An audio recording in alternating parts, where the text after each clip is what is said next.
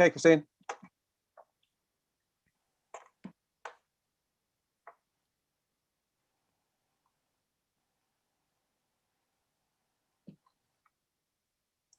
Okay. Hello, everyone. Welcome to Deseronto's special council meeting on Wednesday, March 3rd at 6:07.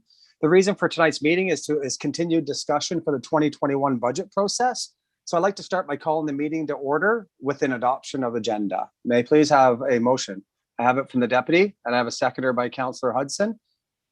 Any questions? Any objection? I'm hearing none. It is carried. Any disclosure of interest tonight at the table? None, sir. I'm hearing none noted by anyone. Thank you. None noted. So as I mentioned, the purpose of this meeting is Budget and Planning Discussions 2021. Moving on to items to be discussed, we have 5.1 pages 2 through to 5, which is water and sewer, proposed water and sewer budget, proposed debt schedule, water and sewer, and loan schedule for the water meters. Tonight, I want to mention we do have Rob on from the water and sewer plant if we have any questions. May I have a motion, please, get it on the table? I've got it from the deputy. May I have a seconder, please? And I have second. Oh, thank you very much, Councillor Clark.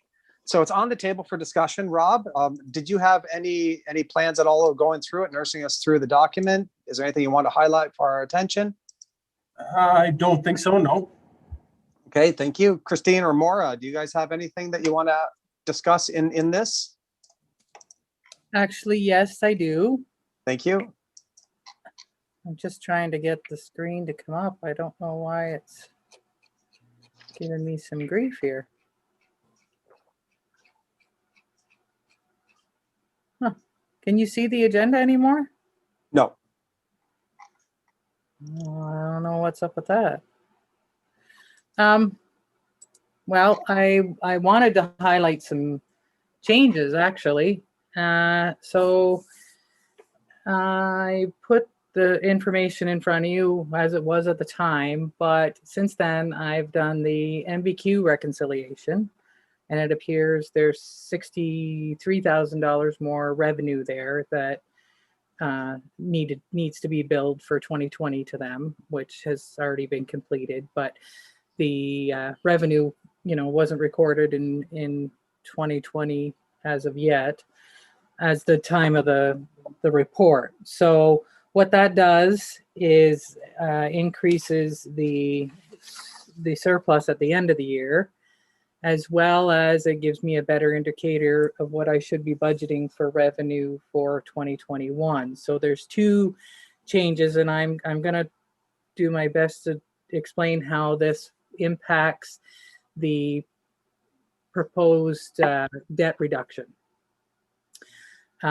So now, and I should explain the reason the large surplus, surplus is there, is we had budgeted to do the lift station, and that was an $80,000 touch to the budget in 2020, and of course it didn't happen because we didn't get the funding.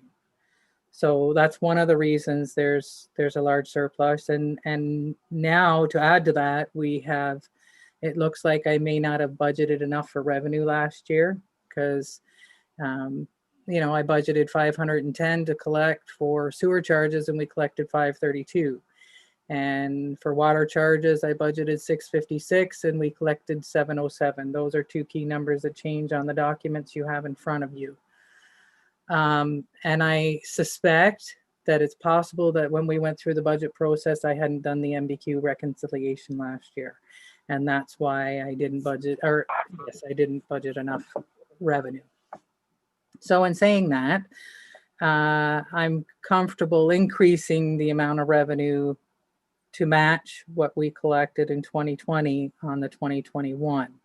So now on your papers, you will have budget revenue for sewer charges at 535,000, and water charges will be 71,000. Those are the top two numbers on your documents.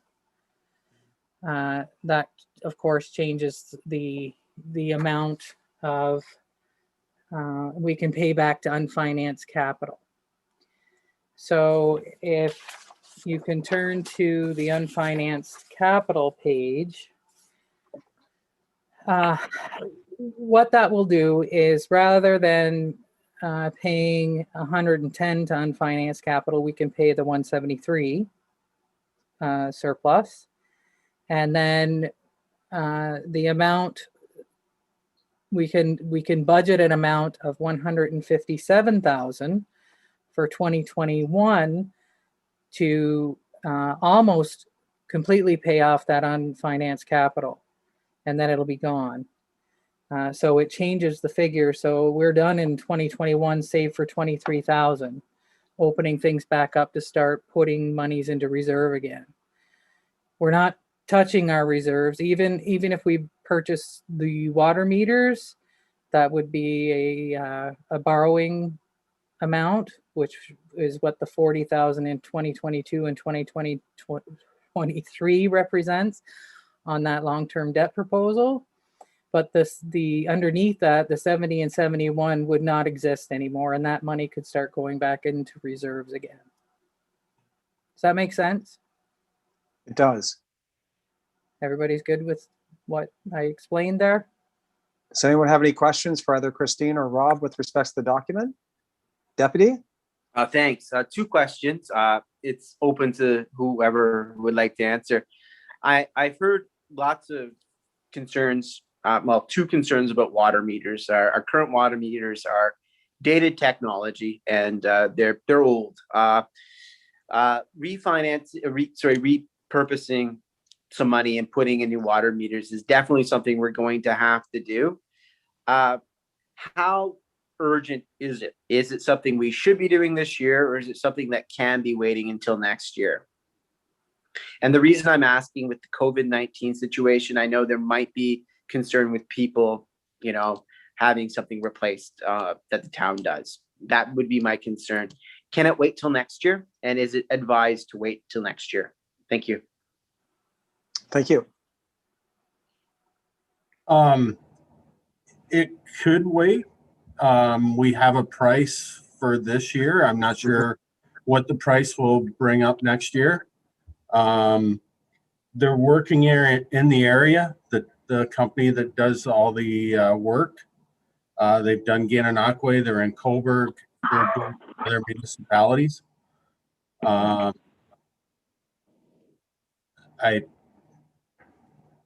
I guess we'd have to see what comes of it next year, but they're doing other municipalities and they're working through COVID. Thanks so much. That puts me sort of in a better frame of mind. I'm agreeable to spending the money, whether it's this year or next year. It needs to be done. We've had water meters for 25 years. They're old. They have some issues. So let's go for that in the next couple of years. And then the next question, I'm looking at our reserve balances, and reserves are great, and paying down capital, unfinanced capital, is great. Looking at the interest rates right now, we're paying a little more to borrow, so I would support paying down the unfinanced capital with the plan to increase the reserves once that's done. I think that's the logical, best use of the money. So I'm in support of what's been presented, Christine and Rob, and thank you for doing the work. Thank you. Any other comments from anybody at the table with respects to what's being presented? May I have a motion then to receive? Thank you. I have it from the deputy. May I have a seconder, please? Councillor Hudson, any objection? I'm hearing none. It's carried. Can I just ask for potentially another motion, because that was a motion to receive, and I understand we're not passing the budget tonight, but Rob and I have a meeting with Watson and Associates, who are working on our water financial plan, which is a financial plan for the next 10 years in, any infrastructure we need to replace, and actually how we're going to manage this unfinanced capital and purchasing the meters. I just want to be clear that we can go ahead and tell Watson and Associates and give this information for proposed long-term debt schedule to them so they can build it in to the water plan. So the numbers make sense when it comes to the council table. Does anybody at the council table want to make that motion? I'm willing. I think that's sensible. Thank you very much. May I have a seconder, please? A second. Very much, Councillor Clark. Any objection? Probably not. I hear none. Carried. Great. Thank you. 5.2, community center items for discussion purposes. 6.7, softball Napanee request spring summer community center rental 2021. Motion please to get it on the table. I would so move, Your Honor. Thank you very much, Councillor Clark. Seconder with the deputy. It's on the table.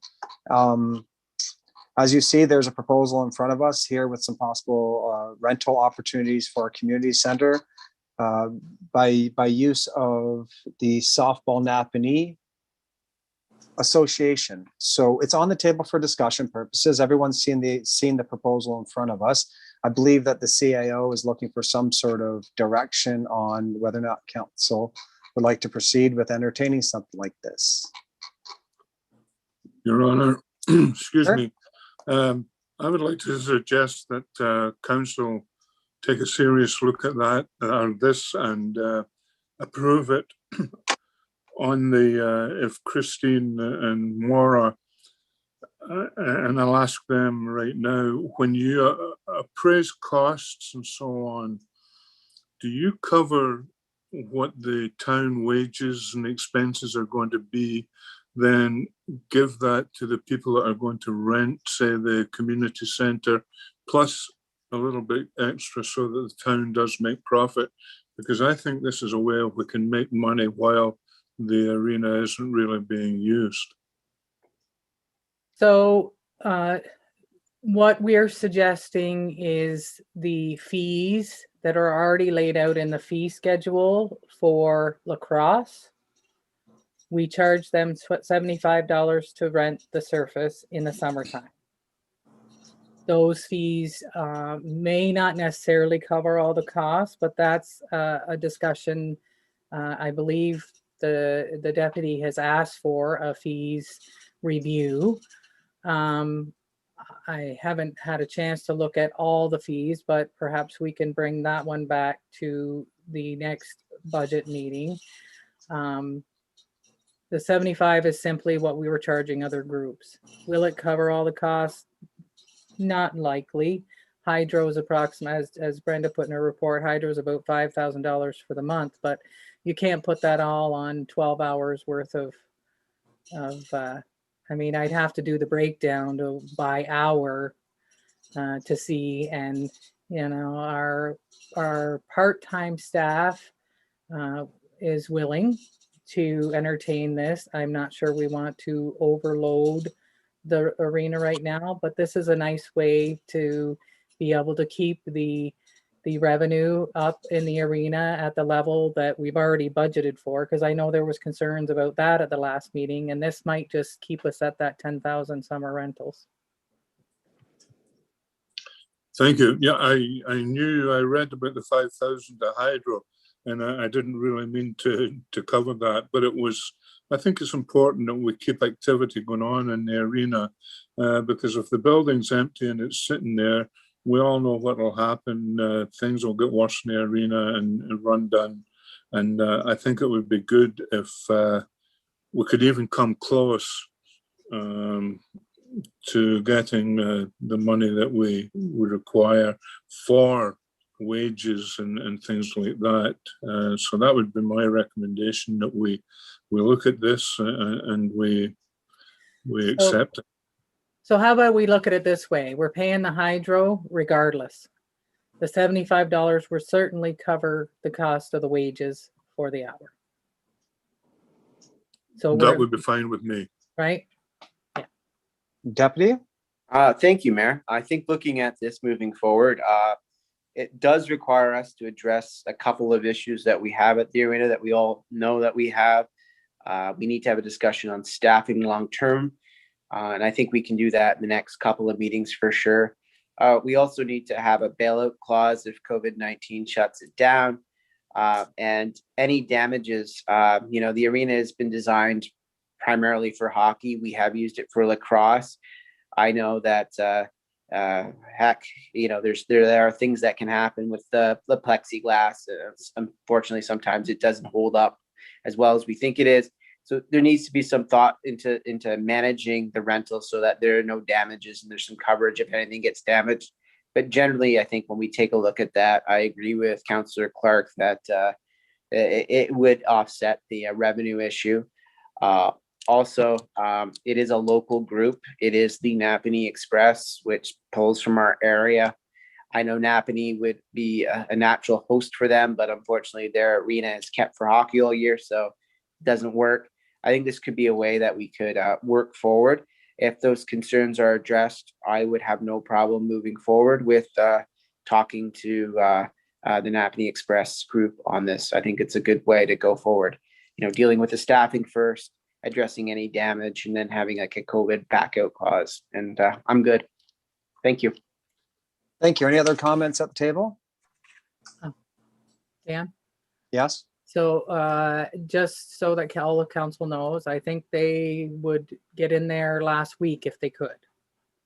Yeah, it showed some urgency inside of the report. I do know that we had agreements prepared for the minor hockey teams that they had to sign regarding COVID procedures and so on and so forth.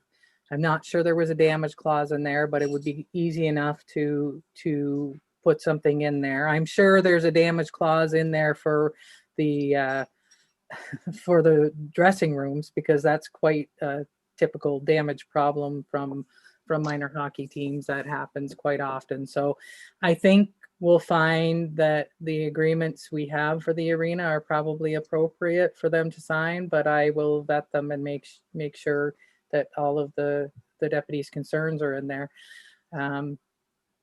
Thank you. If it's urgent, we're in a safe zone right now, or safer zone. I shouldn't use the word safe with COVID-19, but if they're taking precautions, we're good.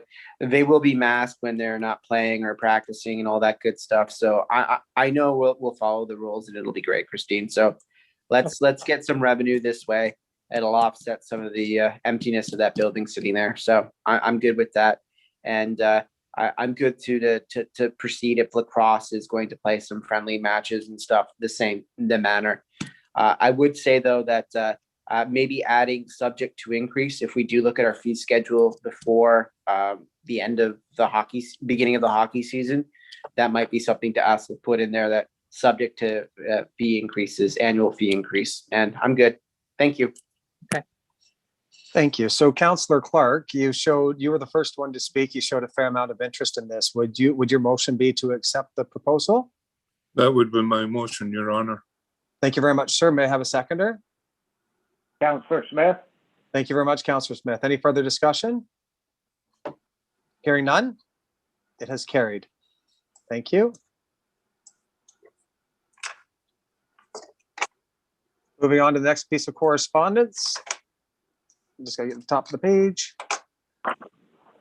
5.3, pages 8 through to 12, fire truck rationale and recommendation. Everyone sees the document there in front of us. May I have a motion, please, to get it on the table?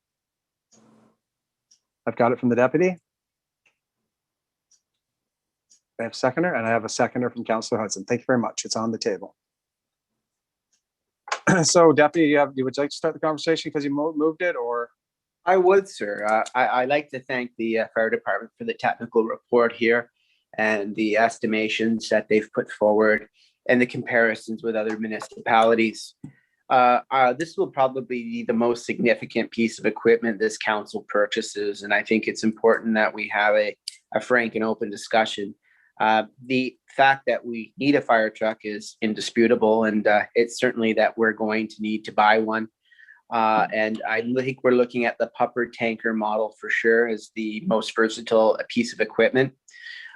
Looking at some of the purchases here, my eye is drawn to the Leeds and Thousand Islands purchase of a demo model in 2019 for $410,000, and Mississippi Mills, that's the Elmont area, and 2018. It looks like it was a little more expensive. I know that right now we're looking at an estimation of $450,000.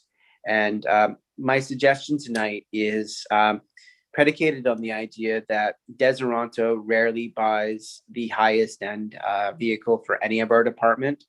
I know we had a couple of truck purchases for public works and water and sewer. We often go used if possible. We know that used here is going to be throwing a dart in the air and hoping to get on a target. And it could take many months to find even a remotely decent used truck. What I would propose is that we look at what exactly we need to be compliant with the legislation and the basic requirements, just like we would with any other piece of equipment. We, again, don't go for the Cadillac, we go for the Focus. And this would be an opportunity that if the Deseronto Fire Departments Association would want augmentation to that basic, we would work in partnership with them. They could use their association to leverage the remainder of the cost for any upgrades that they so wish. So the idea is that we commit to purchasing the basic required model of a pumper tanker, and then we allow the association to identify any upgrades they want, and therefore they would be responsible for coming up with those upgrades. The idea behind this is simple. We don't mix safety. We value the fire department and treat them like another department, but they are one of the few departments that do have fundraising capability. They have a fantastic reputation out there. So if any augmentations they really so wish, that would be a great community thing. It would build some community spirit, supporting a good cause. And it's not out of the realm of possibility. The fire department have used their association in the past to leverage things, and an enhancement is different than a straight up basic requirement. And that's my thought right now. Thank you. Thank you very much, Deputy. So what we've received here is we've received a I guess some sort of we've received a possible quote and justification plus the additional requirements. What the deputy is asking for is that we scale that back and we do an RFP for the basic needs of the corporation and the department. We've already got this RFP proposal in front of us. We could do both. We could take a look at both options if we wished, and we could take a look at pricing out the add-ons at the same time, but getting a basic quote as well for council's perusal. Because there are a few things in there that I do agree with. A backup camera for this going in and out of that hall is a good idea, but that could be an a la carte item, like, and that's item number 8 on there. But there are certain things that may or may not be as important to our community or the needs of the department. So I do agree with Deputy 100% that we need to get a couple options in front of us. Obviously, we see the good, better, best option in front of us. I'd like to see the basic option as well, scaled to the needs of the community specifically. So I would agree. But since they've taken the time to put the other stuff in, I'd also like to see what the difference is between the two comparables. Council, anybody else has comment? I would just agree with you, Your Honor. If we're going to get the new fire truck, and we're going to pay, say, around the $450,000 mark, then I think we should get these extras that they're talking about. It's, to me, one of the things that's important in a community, and it is to the public looking for houses and so on, is what kind of a fire department does your community have? And I remember when I was in the policing, I was always asked that, do you have a fire department, and what kind of fire department you have? And I think it's important. I see they've got prices of other communities to show us, but I think it's important that we as a council, it's nice to see the other prices, but we know what we want. Our fire chief knows what he wants. And I think we get what we want, not in relation to other communities, but what we want, what we need, and the fire chief needs, and the firemen need, in as far as extra equipment and so on is concerned. So I think it's important if Christine and Maura can come to this council and show facts and figures, financial facts and figures that we can afford this. I think we should go ahead with it and not hesitate. The fire truck and the extra equipment that the fire department may be asking. Anybody else on council? Councilor Hudson, you have your hand up? First off, I just want to say thank you for the report. As someone who isn't overly familiar with all of the things that a fire truck would need, this was really helpful for me to go through. But I do kind of agree that just kind of in my basic understanding of what we need as a community, I think we need to meet that basic need. And then just as far as budget items go, I do agree that having the best souped up fire truck would probably be the best for our community in one sense. But I think we do really have to be mindful of the budget pieces. So I kind of agree with everyone in a sense. But I think personally, if we're looking at a line item, I would also like to see just kind of the basic model and then kind of move forward maybe every year, adding something different to the fire truck or a model along those lines. Just being super mindful of that line item. So that's kind of why I mentioned the deputy mayor had brought up looking at a scaled like a scalable unit. I think we need to start there. We need to see that price first. We need to see the a la carte options. Then we need to sit down with the fire department and discuss, why do you need a 4-person cab? They might say that they need one. Then we have the a la carte pricing. But for the most part, what I'd like to see though is I'd like to see a basic option with the a la carte pricing to address that point that you're bringing up. Councillor Smith, do you have any comments one way or the other at this time? Was it not mandated years ago where you had to have at least 4 people on a call for insurance purposes? I'm not sure. That was through DAFTA, I believe. That's who the fire department has to follow their regulations through. Yeah. I still have all the old books here. I just haven't gone through them lately. But at one point it was because I know we were in situations when I was with the department where we would send 2 people out in a truck, and that was really frowned on.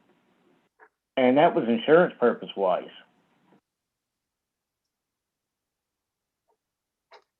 Okay. I well, remember that, Councillor Smith.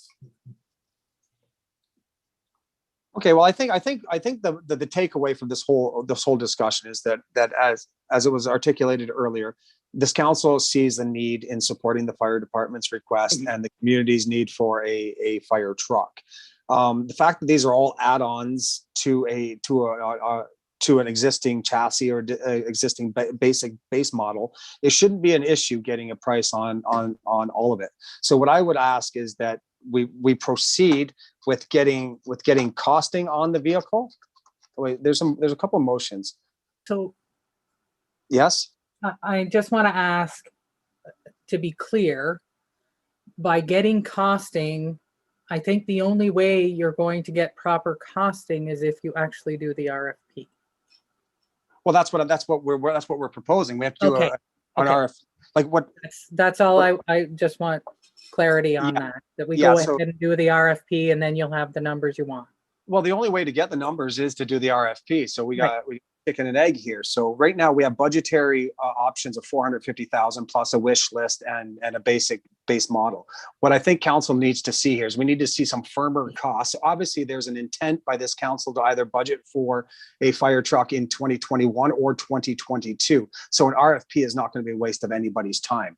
What I'd like to see is I'd like to see an RFP that's going to include the asks from the fire department as well as the basic cost of a unit, and what does that look like? I wouldn't even be able to sit here and begin to guess what a basic unit would look like.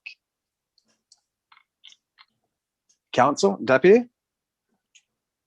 Thank you, sir.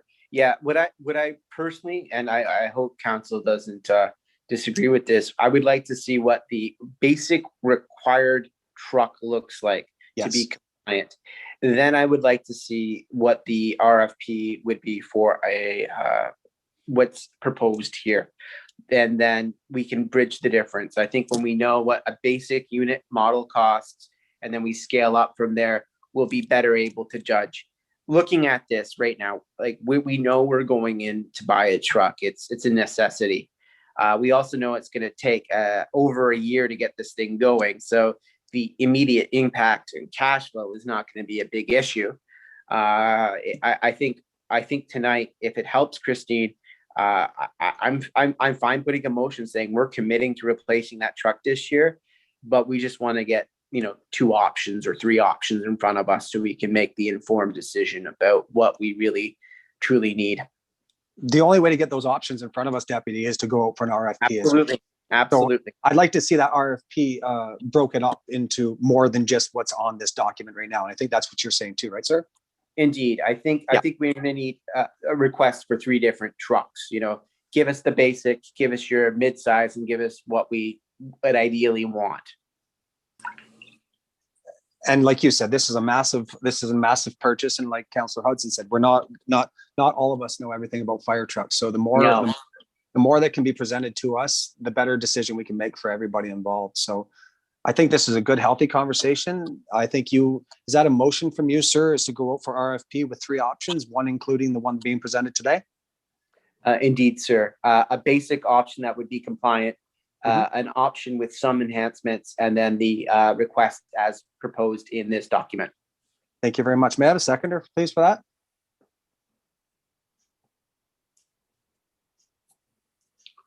I'll second that. Thank you very much, Councillor Clark. Does anyone require any further clarification of what's being requested? Any objection to the motion on hand? I'm hearing none. It's carried. Council, this is good. At least we're going to get the information in front of us and we're going to start the process. So this is a win-win for everybody. Mayor, Yes. there looks like there is 2 further recommendations from the fire department on this. Yes. I'd like to address those right now. I think the simplest way to move forward with the RFP committee is appointing yourself as our representative of council, Christine, and then the fire chief to work on that RFP package with the resources that you need to do so and have it in front of council when it's prepared. I think that's the easiest way to move forward with this. Keep it ad hoc, no chair needed. You just move forward and pull that package together. And if you're unwilling to serve, I will step up. Oh, I'm fine serving. It's just as far as an apparatus replacement committee, how does that run parallel to our asset management plan? Does that run parallel to our operations? Like, is this even a required step? It wouldn't be a required step. I think it's just the intent of the department to be collaborative. Okay. And I think naturally we're collaborative. I think phone calls would be collaborative on this, keeping yourself, the CEO and the chief all in the loop on the process. I think you'll come up with a great RFP. Thank you. So I have no problem entertaining that.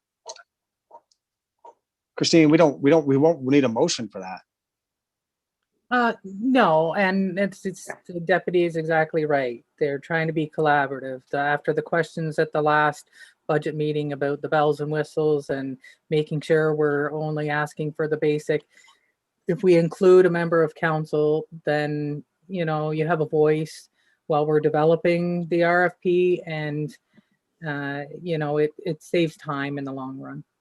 No, that's fine. Yeah.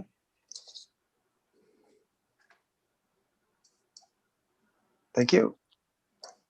I really don't think that there is any action items within those recommendations at this point in time. We had a conversation, we've received it. We're going out for an RFP. As far as the fire chief being involved with that process, that's kind of a no-brainer. He definitely would be involved with that. I do think collaboration is good. In the past, when we had specific department committees, that collaboration would have been formed at that level. So in lieu of that, this is a pretty good recommendation moving forward. Thank you. Moving on to a bylaw to confirm the proceedings of council, 6.1, page 13. It's bylaw 3321. Mayor, Yes. just a quick point of order for the next meeting. What is our next budget meeting looking like? What's the next natural step? In my mind's eye, we're at that point where we're almost at the final read through where we hit the line items we need to hit to validate or confirm what we suspect. And we're one step away from drafting the bylaw and implementing the budget. Am I wrong with that? No, I would agree, and I would assume that we're there. Last budget meeting, we left it that the CAO was going to make a few changes. We found a few areas that needed to be changed, and that it was going to be updated. And I would naturally assume that the next step would be we would be going through that updated document at our next budget meeting with the intent that we're going to get close to a final.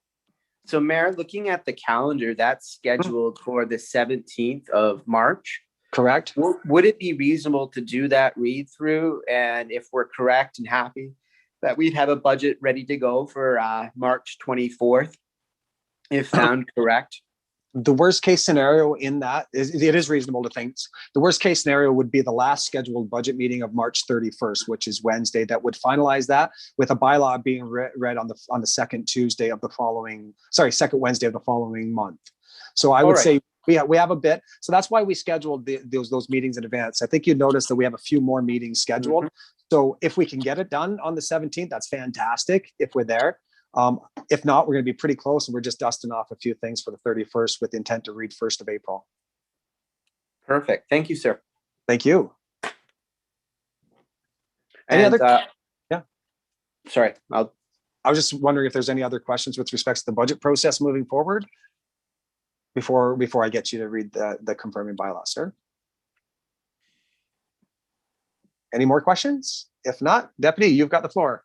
Thank you. This is a confirming bylaw 2221, a bylaw confirming the proceedings of the council meeting held on the 3rd day of March 2021. And I move this bylaw be read at first, second, and third time and adopted today on the 3rd of March. Thank you. May I have a seconder for that? Second that. Thank you very much, Councillor Clark. Christine, before we go, do you have everything you need to finalize for the 17th so we can get right into the weeds? I believe so. We can have maybe a further discussion about what you would like to see on that meeting tomorrow during our meeting. When we discuss, when we talk, okay, that's fine. Yeah, perfect. Yeah, we can nail down more details at our meeting tomorrow. Perfect. Thank you. With that being said, may I have a motion to adjourn? Okay, I'll take it, Deputy. Excellent. A seconder. Councillor Hudson, thank you very much. Okay, everyone, have yourself a great evening. Thank you very much.